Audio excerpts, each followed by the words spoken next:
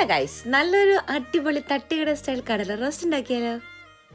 ഇഞ്ചി, വെളുത്തുള്ളി, പച്ചമുളക്, കുരുമുളക്, പെരിഞ്ചീരകം ഇത്രയും നമുക്ക് മിക്സിയുടെ ജാറിലിട്ടിട്ട് ഒന്ന് ക്രഷ് ചെയ്തെടുക്കാം. ഇനി ഈ മിക്സ് നല്ല വെളിച്ചെണ്ണയിൽ ഇട്ടിട്ട് ഒന്ന് മൂപ്പിച്ചെടുക്കണം.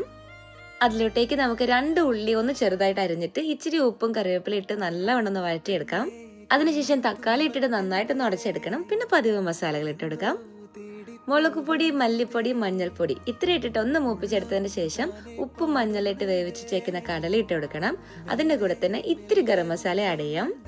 ഇനി ഇതൊക്കെ ഒന്ന് നല്ല രീതിയിൽ ഈ വെള്ളമൊക്കെ വറ്റി വരുന്നവരെ നമുക്കൊന്ന് കുക്ക് ചെയ്തെടുക്കണം. അടച്ചു വയ്ക്കാതെ ഇതുപോലെ ഓപ്പൺ ആക്കി വെച്ചതിന് ശേഷം ഇത്തിരി നേരം ഒന്ന് കുക്ക് ചെയ്തെടുത്തു കഴിഞ്ഞാൽ ഈ വെള്ളമൊക്കെ ഒന്ന് വറ്റി ഒരു റോസ്റ്റ് രീതിയിലായി കിട്ടുന്നതായിരിക്കും. ഈ ഒരു പരുവായി കഴിഞ്ഞാൽ ഫ്ലെയിം ഓഫ് ചെയ്തിട്ട് നമുക്ക് കറിവേപ്പില ഇട്ട് കൊടുക്കാം. ചപ്പാത്തിയുടെയും ചോറിന്റെ കൂടെ ഒക്കെ നല്ല കോമ്പിനേഷൻ ആണ്. എന്തായാലും ഉണ്ടാക്കി നോക്കൂ.